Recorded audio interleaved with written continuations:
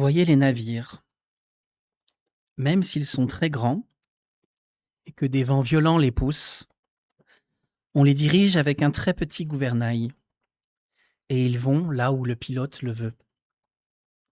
De même, la langue est une petite partie du corps, mais elle peut se vanter d'être la cause d'effets considérables.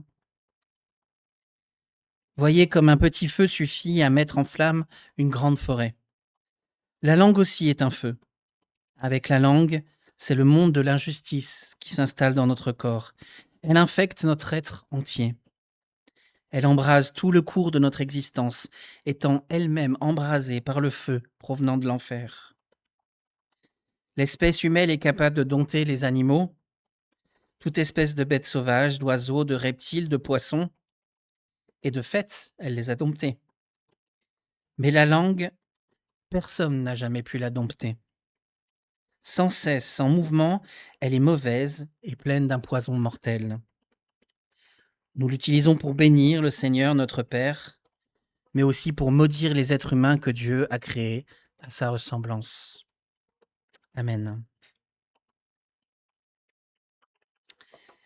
Je viens lire dans l'épître de Jacques, au chapitre 3, les versets 4 à 9. Cette épître est la plus ancienne des épîtres du Nouveau Testament. C'est la plus ancienne des lettres du Nouveau Testament. C'est même le plus ancien texte du Nouveau Testament. Il a été écrit au début des années 40, 0040, par Jacques. Jacques qui était le pasteur de l'église de Jérusalem, ou un des pasteurs, ou un des anciens, comme vous voulez. En tout cas, c'est la même chose pour l'époque. Il n'y a pas de différence. Et vous voyez que déjà à cette époque, dans la première lettre écrite aux chrétiens, de quoi faut-il parler? Il faut parler de la langue. Il faut parler de la parole, de notre usage de la parole. C'est un thème qui va revenir plusieurs fois même dans l'épître de Jacques. C'est un thème sur lequel on pourrait prêcher une année sans jamais s'arrêter, sans jamais redire deux fois la même chose. C'est un thème où on sait tous la complexité de ce thème-là, la complexité de la communication, de la différence entre ce qu'on veut dire, ce qu'on dit, ce que l'autre entend, ce qu'il comprend. Et si je n'ai pas d'action, je n'ai rien, il n'y a rien que je puisse faire, produire chez l'autre, il y a quelque chose que je peux faire chez moi. Je ne peux pas changer la manière dont les autres parlent ou dans la manière dont les autres comprennent parfois ce que je veux dire, mais je peux changer ce que moi je dis. Et je pense que le livre des Proverbes peut nous aider à réfléchir à cette question-là, la question de la manière dont on manie notre langue, la manière dont nous parlons.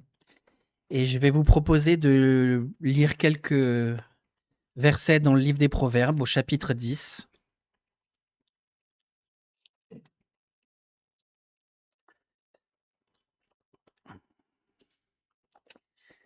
Proverbes chapitre 10. On commencera au verset 8 d'ailleurs.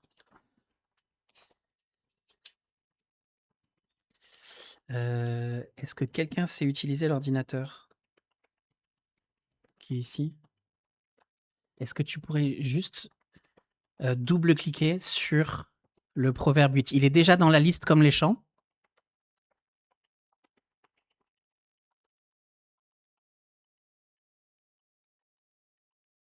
Il est dans la liste des chants, proverbe 10, verset 8. Super. Super.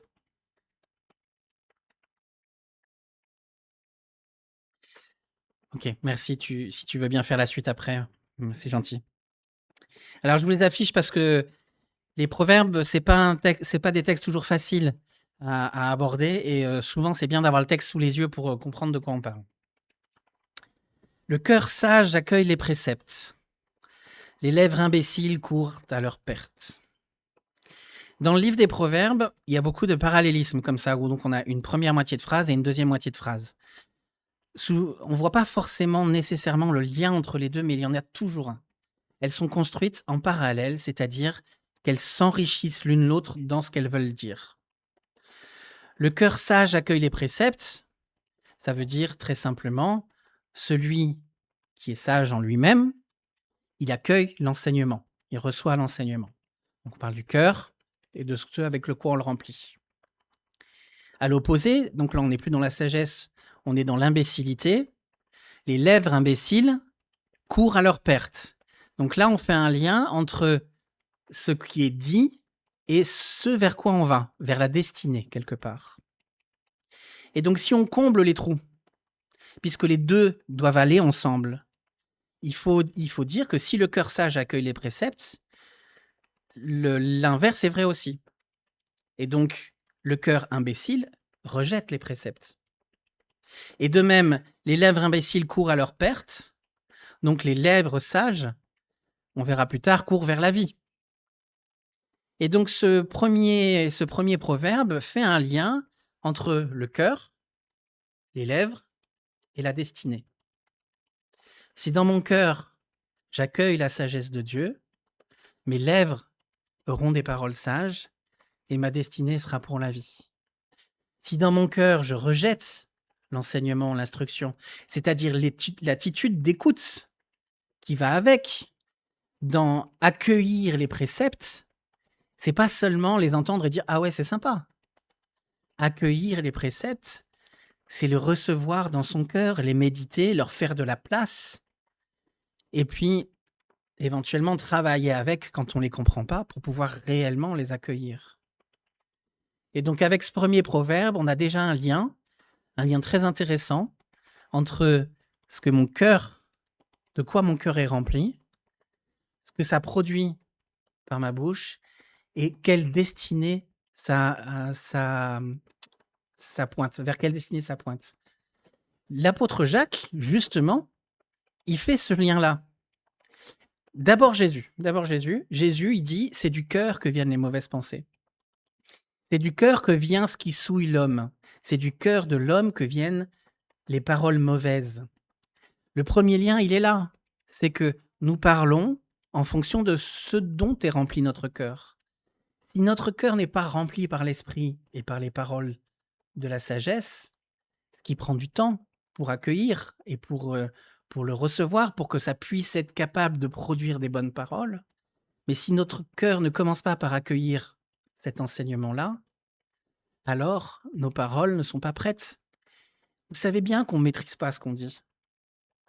Au chapitre 16, le premier verset du chapitre 16, qui est un peu le cœur théologique des Proverbes, il est dit que l'homme a la pensée dans son cœur. Alors dans son cœur, nous c'est dans notre tête, parce que nous on pense avec notre tête. À l'époque, on pensait avec son cœur, mais c'est pareil.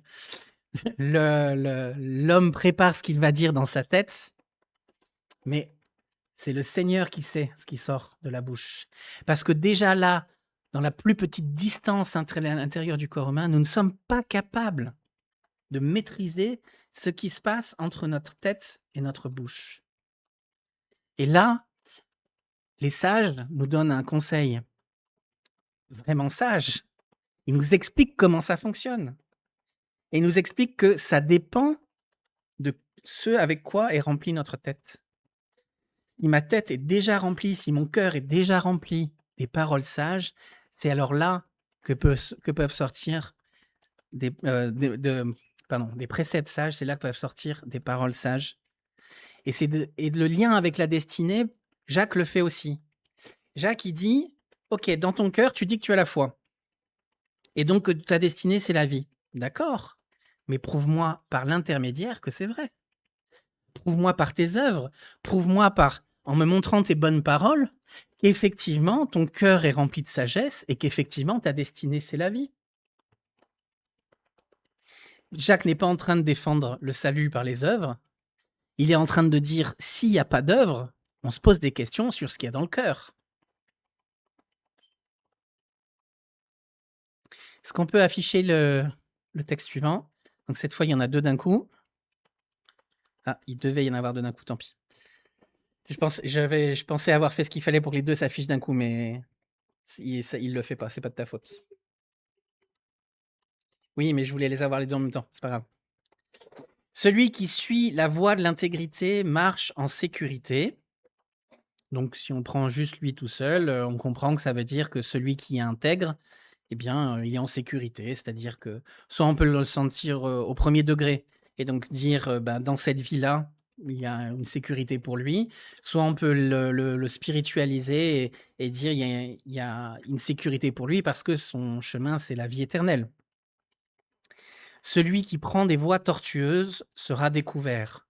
Prendre des voies tortueuses, on comprend qu'il s'agit de manigance, de quelque chose qui n'est pas droit.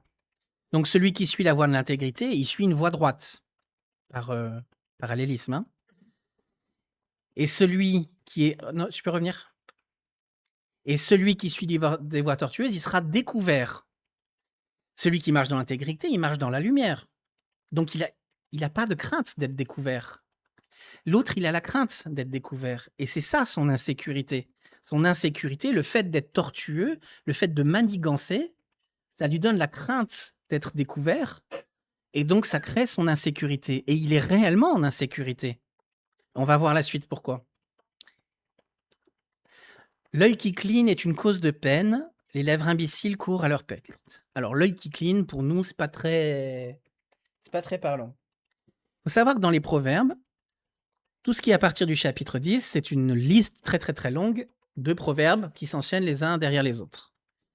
Mais en fait, ils nous ont pas été livrés sans contexte. Il y a un contexte pour les comprendre. Ce contexte, c'est les 9 premiers chapitres. Quelque chose qu'on ne comprend pas dans les chapitres 10 à 31, on doit pouvoir normalement le comprendre avec les 9 premiers chapitres. Ici, par exemple, l'œil qui cligne, je vais vous lire au chapitre 6, les versets 12 à 15. Celui qui répand des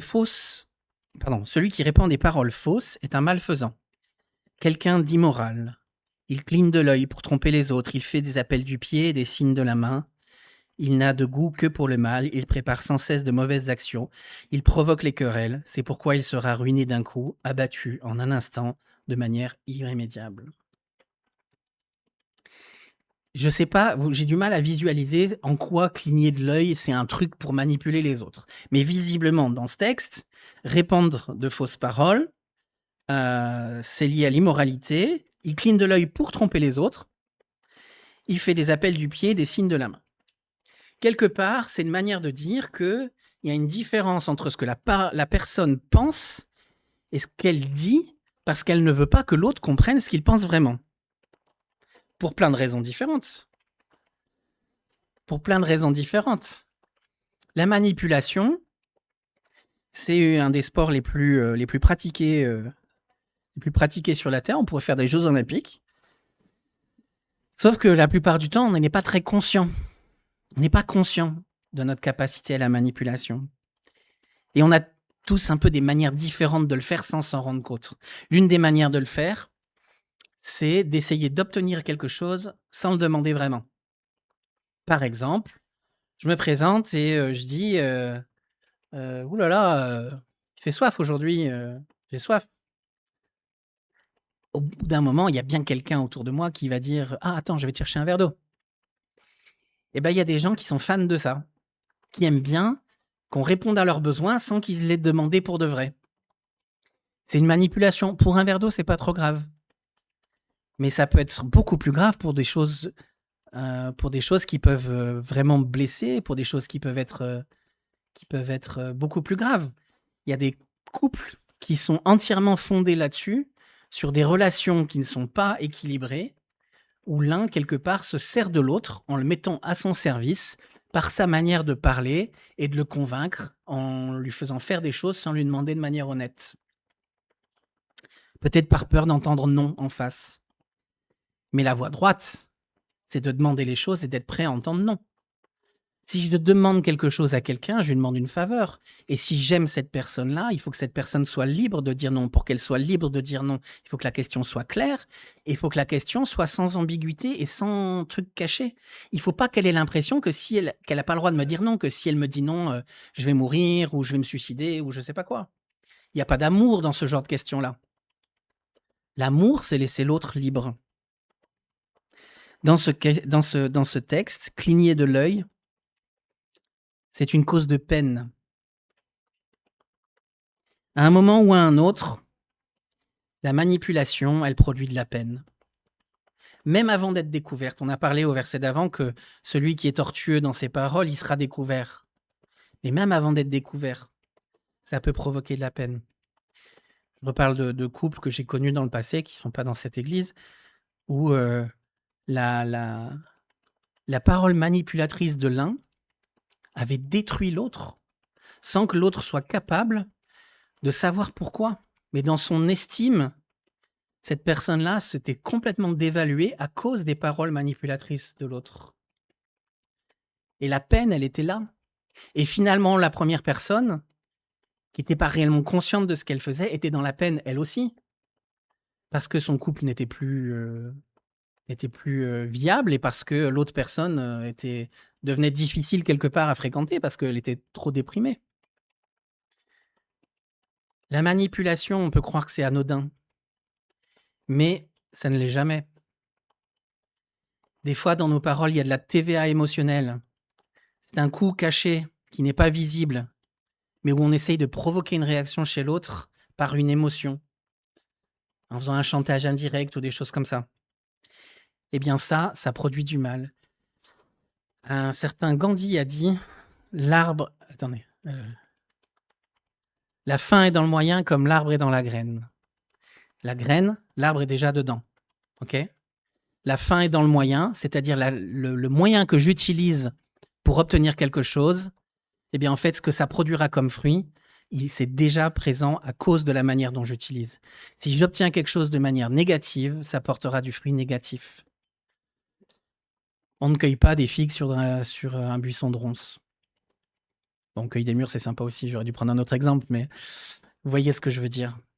C'est que notre manière d'être en relation avec les autres, elle n'a pas des conséquences négatives que pour nous. Pourtant, les lèvres imbéciles courent à leur perte. Je ne vais pas vous lire tous les textes à chaque fois dans les 10 premiers chapitres pour vous dire de quoi il s'agit, mais en termes de perte, il y a des choses qui sont concrètes dans la vie de maintenant, qui touchent à la santé, qui touchent à la richesse et à des choses comme ça, mais aussi qui touchent au lien social. Notre manière de choisir de communiquer n'a pas des conséquences que sur nous. Ça a aussi des conséquences sur les autres qui sont autour de nous. On peut croire qu'on va s'en sortir parce que personne ne va le deviner. Mais malgré tout, et même si c'était jamais découvert, et pourtant Dieu nous dit que ça sera découvert, ben malgré tout, ça produit du mal. Est-ce que tu peux juste revenir au verset précédent ? Celui qui suit la voie de l'intégrité marche en sécurité. Celui qui prend des voies tortueuses sera découvert. Il sera découvert, il n'est pas en sécurité. La suivante. Il est une cause de peine, donc pour les autres, et il cause sa propre perte. On voit bien que le mal ne peut produire que du mal, en fait. Le mal ne peut pas produire du bien. Et si on a l'impression qu'il en produit, c'est une apparence. La réalité, c'est que le mal est fondamentalement mal et qu'il ne peut produire que du mal. Je veux bien le verset suivant, s'il te plaît. La bouche du juste est une source de vie. Donc là, on est toujours sur les paroles, une source de vie, on voit la destinée. Mais vous voyez bien que là, on est aussi, de la même manière qu'avec la peine, source de vie, on est dans quelque chose qui a aussi un impact communautaire. La peine, là, pour la langue tortueuse, c'était une perte pour lui et de la peine pour les autres. Là, c'est source de vie pour lui-même, mais aussi source pour les autres. Une source à laquelle on s'abreuve, c'est-à-dire quelqu'un qui a des paroles justes, qui est toujours avec des paroles justes, sans manipulation émotionnelle, c'est quelqu'un auprès duquel on reçoit du bien. Je pense à une personne, je pensais à Jean-Marc Robert. Vous vous souvenez de Jean-Marc Robert pour les plus anciens, parce que ça fait un petit moment qu'ils sont partis maintenant. Moi, je trouve que c'est un gars qui est comme ça. Sa parole, elle est propre en quelque sorte. Il dit exactement ce qu'il pense, sans manipulation. On sent qu'il est presque un peu détaché parce qu'en fait, il a rien à obtenir, rien à gagner. Et ben moi, je trouve que c'est quelqu'un avec qui on a envie de parler. Parce qu'il y a quelque chose comme ça de très lumineux. Alors ça ne veut pas dire que je pense que vous ne l'êtes pas, c'est juste que j'évite de prendre des exemples dans la salle. Mais voilà, je pense à cette personne-là, j'y pensais ce matin et je me disais, tiens, c'est vrai, pour moi, c'est quelqu'un qui est comme ça. La bouche des méchants couvre la violence.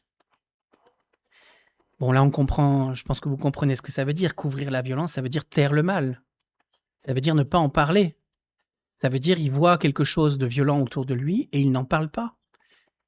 Il le couvre, il le cache, peut-être même il l'excuse, ou il va lui trouver une manière que ce soit pas révélé. C'est peut-être la violence qu'il commet lui, c'est peut-être la violence qui est commise envers d'autres. Donc si on met les deux ensemble, la bouche du juste est une source de vie, aussi parce qu'elle dénonce la violence. Quelqu'un qui dénonce le mal, c'est une bonne chose. Les gens qui dénoncent le mal, ils font du bien. Des fois, c'est dur. Des fois, c'est dur à entendre. Des fois, il faut être courageux pour le faire. Mais dénoncer le mal, c'est une source de vie. Et inversement, couvrir la violence, d'une manière ou d'une autre, c'est créer un abcès, couvrir un poison qui mène à la mort. Verset suivant, s'il te plaît. La haine éveille les querelles. Là, on voit bien que de nouveau, on est dans le cœur avec la haine. On va être avec l'amour juste ensuite. La haine dans le cœur, elle produit quelque chose au-delà. Elle a un impact social. Elle provoque des querelles. Pas nécessairement entre moi et une autre personne, mais peut-être entre d'autres personnes. Vous connaissez peut-être ce que sont les triangulations. Pour faire une triangulation, il faut au moins 3 personnes, évidemment, logique. Par exemple, il y a assez longtemps, pas une dizaine d'années, quelqu'un est venu me voir en me disant: «Ah quand même, machin, tu vu, il a fait ça», tout en sachant que je suis pasteur de l'église. Cette personne-là, elle me demande rien. Elle me signale juste que quelqu'un se comporte mal. Pas envers elle en plus, juste comme ça. Qu'est-ce que c'est censé produire? C'est censé produire que moi, je vais me dire: «Oh là là, je suis responsable de faire quelque chose», alors qu'en fait, je suis responsable de rien. Mais je suis responsable de faire quelque chose, il faut que j'aille rétablir la justice. Et donc, je vais aller parler à cette troisième personne avec une idée préconçue qu'elle aurait fait du mal, et je vais lui tomber dessus. Et je vais lui dire: «Ah, ça, c'est pas bien», et tout ça. Donc moi, je me retrouve à persécuter quelqu'un qui va se retrouver être une victime, alors qu'en fait, qui est le vrai persécuteur? C'est celui qui est venu me voir pour me donner une mauvaise image de l'autre. Les triangulations comme ça, c'est peut-être la moitié de nos relations, étonnamment. Alors, tout le monde n'est pas comme ça, mais c'est vraiment, il y en a beaucoup dans les relations. Parler des autres quand ils sont pas là, c'est une chance sur 2 d'entrer dans une triangulation. Ça, c'est parce qu'on laisse peut-être de la haine remplir nos cœurs. Si on remplit nos cœurs avec de l'amour, avec de la sagesse, on peut progresser par rapport à ça. L'amour couvre toutes les offenses. Alors tout à l'heure, on a dit que le juste, il devait pas couvrir la violence, et maintenant on dit qu'il couvre les offenses. Est-ce que c'est pas un peu en contradiction? Ce qu'il faut comprendre avec les proverbes, c'est qu'ils ne sont jamais vrais tout seuls. La vérité des proverbes, c'est tous les proverbes tous ensemble. C'est vrai que certaines promesses des proverbes, certaines affirmations peuvent sembler naïves, incomplètes, ou voire des fois pratiquement fausses. Pourquoi? Parce qu'elles n'ont pas vocation à être vraies toutes seules. Certaines sont vraies toutes seules, ça tient debout. Mais pour beaucoup, en fait, il faut les mettre les unes à côté des autres, tout ensemble. Et quand on a tout lu, tout compris, tout macéré dans notre tête, on a une vision juste de ce que les sages veulent nous dire sur un sujet. Alors le juste, il ne peut pas taire la violence. Mais il y a des circonstances où il va couvrir l'offense. Le plus simple, c'est quand elle m'est faite à moi. Ça veut dire quoi? Ça veut dire pardonner. On m'a fait du mal. Parfois. Je sais que quelqu'un dit du mal de moi. J'ai pas besoin de rétablir la justice. J'ai pas besoin d'aller le voir et dire: «Oh, tu m'as fait du mal», machin, tout ça. Ma justice est en Dieu. Cette personne fait des erreurs comme on en fait tous. Je passe dessus. J'ai couvert l'offense. Et parfois aussi, ça m'est arrivé de rencontrer des gens qui avaient fait du mal dans le passé. Qu'est-ce que je vais faire? Je vais pas ôter la culpabilité. Si quelqu'un me dit: «J'ai fait du mal dans le passé», je vais pas dire: «Non, mais en fait, c'est pas si mal». Si c'est mal, c'est mal, le mal est mal. Mais couvrir l'offense, c'est quoi? C'est lui donner la possibilité de se réhabiliter. C'est lui donner une 2e chance, une 3e chance, 70 chances par jour s'il le faut, a dit Jésus. Il y a un moment où il faut se protéger, on est d'accord. Ça serait un 3e verset à rajouter après, pour affiner encore. Mais vous voyez bien qu'il n'est pas juste question d'appliquer un verset comme ça, de manière brute. Si on vous sort un verset pour vous dire vous devez vous comporter comme ça, un verset tiré des Proverbes, mais même en général un verset tiré de la Bible, souvent l'enseignement qu'il faudrait retirer de la Bible est beaucoup plus complexe et beaucoup plus fin que ça. Alors encore du cœur viennent des conséquences qui vont autour. Si c'est la haine, ça peut provoquer des querelles autour de moi. Si c'est l'amour, ça peut donner du pardon. Verset suivant. Sur les lèvres de l'homme intelligent se trouve la sagesse. Donc là, on retrouve les lèvres de l'homme intelligence. Elle se trouve la sagesse. Au début, on avait dit, celui qui accueille, le sage, il accueille les principes de la sagesse. Donc là, on est encore dans ce lien-là, même s'il n'est pas manifesté avec juste ce verset. Il faut les avoir ensemble pour le savoir. Mais on est dans ce mouvement-là. Celui qui accueille les préceptes de la sagesse dans son cœur. Et bien, sur ses lèvres, il y a des paroles sages. Et il y a un bâton pour le dos de celui qui est dépourvu de raison. Alors c'est intéressant que dépourvu de raison, littéralement, c'est qu'il manque de cœur. Qui manque de cœur, c'est-à-dire, nous on dirait il manque de cervelle. Ça veut dire il a le cœur vide.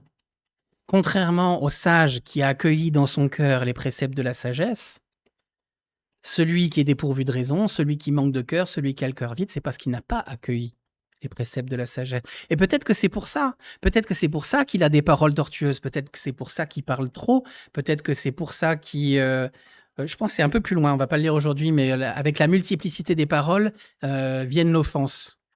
Ceux qui parlent beaucoup, et je dois reconnaître que c'est un peu mon cas, c'est plus facile d'offenser les autres parce qu'on parle trop, parce que le petit chemin entre la tête et le cerveau, des fois, il est même encore un petit peu plus petit que chez les autres. Donc du coup, il y a plus de volume. Et peut-être on contrôle moins et on fait moins attention à ce qu'on dit.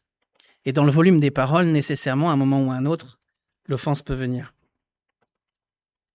Il y a un bâton pour le dos de celui qui est dépourvu de raison.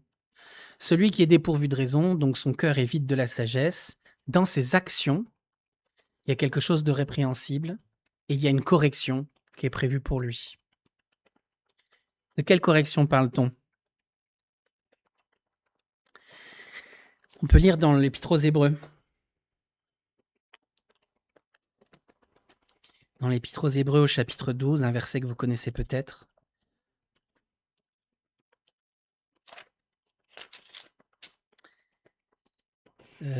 Chapitre 12, versets 5 et 6. Avez-vous oublié l'encouragement que Dieu vous adresse comme à ses enfants ? Mon enfant, ne méprise pas les avertissements du Seigneur et ne te décourage pas quand il t'adresse des reproches. Car le Seigneur éduque celui qu'il aime, il corrige celui qu'il reconnaît comme son enfant.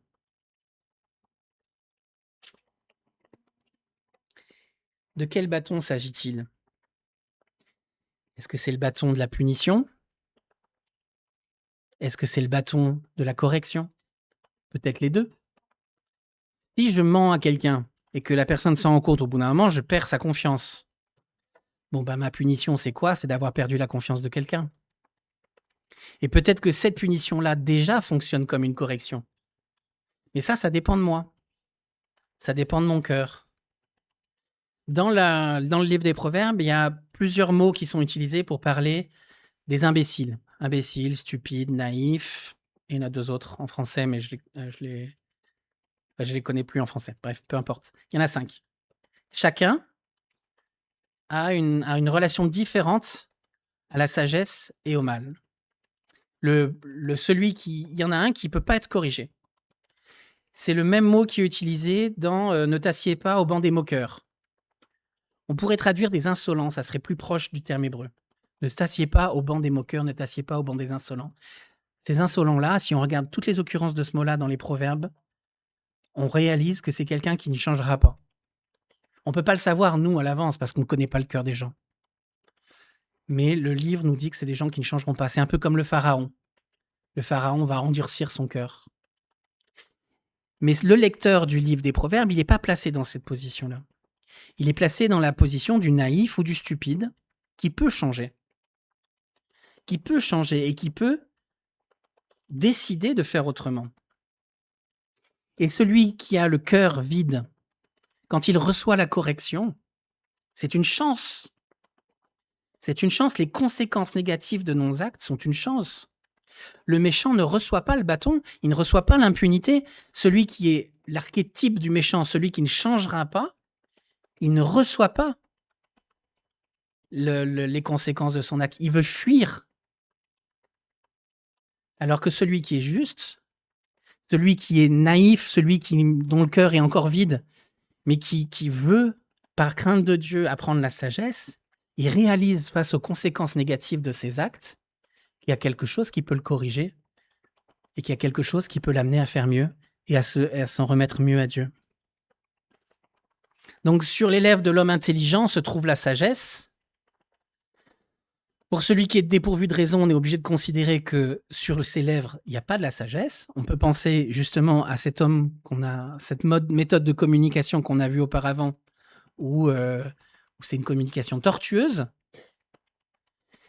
Eh bien, celui qui a une communication tortueuse, il y a un bâton pour lui. Mais ce bâton-là, il faut le voir comme une chance.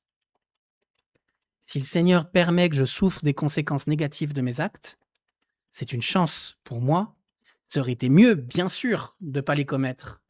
Mais c'est une chance pour moi de me reprendre. C'est une chance pour moi de chercher à me remplir de la sagesse. Est-ce qu'on peut avoir le dernier verset? Ah non, c'est l'avant-dernier, pardon. Les sages tiennent la connaissance en réserve. Donc là, on revient au premier verset. C'est dans mon cœur. Je retiens la connaissance des sages dans mon cœur. La bouche de l'imbécile, c'est la ruine prochaine. Vous voyez, on est toujours dans ce même lien. Pour l'imbécile, sa bouche, c'est la ruine prochaine, c'est-à-dire peut-être la sienne de ruine, mais peut-être aussi celle des autres. Le sage, il tient la connaissance en réserve, et donc par opposition, sa bouche, elle est source de vie, comme dans les versets précédents qu'on a déjà vus. Donc il est toujours là, ce lien entre le cœur, la bouche. On pourrait dire la même chose pour les actes. Jacques, on verra tout à l'heure, fait un parallèle plus grand. C'est pas seulement la parole pour Jacques, c'est aussi tous les actes. Le cœur, qu'est-ce que je mets dans mon cœur? Ma bouche, ma destinée, mais aussi les conséquences pour les autres. Dernier verset.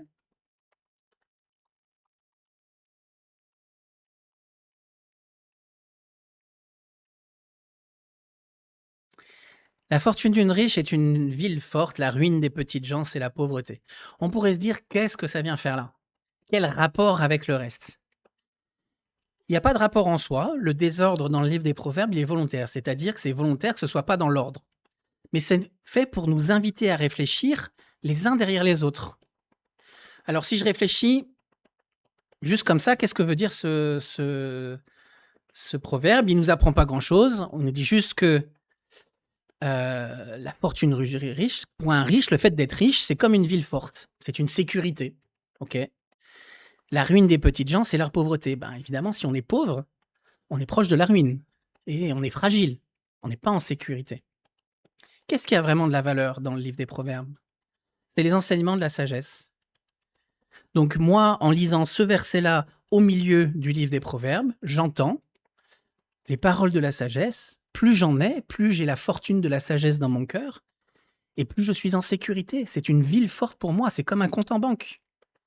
C'est comme une assurance sur la vie, une assurance sur chaque jour, une responsabilité civile, tout ce que vous voulez. C'est une assurance. La ruine des petites gens, c'est leur pauvreté. Si je suis pauvre, des paroles de la sagesse dans mon cœur, alors je suis fragile. Comme dirait l'apôtre Paul, je suis ballotté à tout vent de doctrine, parce que je ne suis pas ferme, je ne suis pas ancré. Qu'est-ce qu'on a retenu aujourd'hui, juste en méditant sur ces quelques versets? Qu'il y a un lien, comme Jésus l'a dit, hein, il y a un lien, c'est du cœur que viennent les mauvaises paroles. Il y a un lien entre ce avec quoi je remplis mon cœur, ce que ça produit comme action et ma destinée. Ma destinée ne dépend pas de mes actions, elle dépend de mon cœur. Mais mes actions, mes paroles témoignent de mon cœur. Donc qu'est-ce que Jésus nous encourage à faire? Qu'est-ce que les sages nous encouragent à faire? Ils nous encouragent à chercher la sagesse, à avoir soif de la sagesse. C'est-à-dire pas seulement de la lire, mais de la méditer, de se poser des questions, d'en discuter avec des amis, de venir continuer dans des groupes de maison à travailler, à discuter des textes ensemble pour entendre d'autres opinions et puis être confronté et se dire ah, peut-être que j'ai pas bien compris ou peut-être que mon cœur est trop fermé et qu'il y a certaines choses que je suis pas capable de voir tout seul et j'ai besoin des autres. Heureusement, il y a le Saint-Esprit. Parce que Dieu est lumière et qu'il a mis sa lumière en nous. Et le Saint-Esprit est là pour nous transformer. Quelle est la condition de base? Craindre Dieu. Si j'aime Dieu, si je crains Dieu, il me promet qu'il m'aidera à remplir mon cœur de la sagesse. C'est aussi à moi de la chercher. Alors on peut dire, oui, mais c'est le Saint-Esprit qui va me donner envie de la chercher. Oui, bon, peu importe. Au final, ce qui compte, c'est que je le fasse, que je cherche cette sagesse. C'est une protection pour moi et pour les autres. Parce que en attendant le salut, en attendant d'être au ciel, mes paroles, ma manière de gérer ma parole, elle a des conséquences sur moi et sur les autres. Donc passer du temps à intégrer la sagesse de Dieu dans mon cœur, c'est pas seulement pour moi, c'est aussi pour les autres. C'est pas seulement pour être sauvé. En fait, c'est pas pour être sauvé. C'est pour grandir dans mon salut, c'est pour être une bénédiction, pour être une source de vie, pour moi, mais aussi pour les autres. Voilà ce que nous apprennent ces quelques versets. Et j'aimerais terminer en revenant dans l'épître de Jacques, au chapitre 3, et en lisant un peu plus loin dans le texte.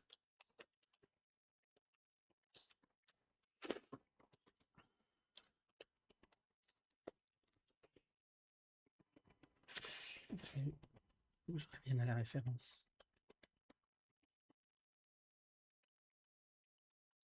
Donc Jacques, chapitre 3, versets 13 à 18. Quelqu'un parmi vous est-il sage et intelligent?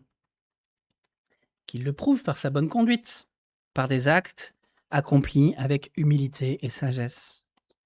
Mais si vous avez le cœur plein d'une jalousie amère et d'esprit de rivalité, cessez de vous vanter d'être sage, en faussant la vérité par vos mensonges. Une telle sagesse ne descend pas des cieux. Elle est terrestre, uniquement humaine, diabolique même. Car là où règne la jalousie et l'esprit de rivalité, il y a aussi des désordres et toutes sortes de mal. Mais la sagesse d'en haut est pure tout d'abord. Ensuite, elle est pacifique, douce et raisonnable. Elle est riche en bonté et elle agit avec bienveillance. Elle est sans parti pris, sans hypocrisie. Ceux qui créent la paix autour d'eux sèment et récoltent dans la paix une vie qui plaît à Dieu. Et que celui qui manque de sagesse la demande à Dieu, et il la donnera. Amen.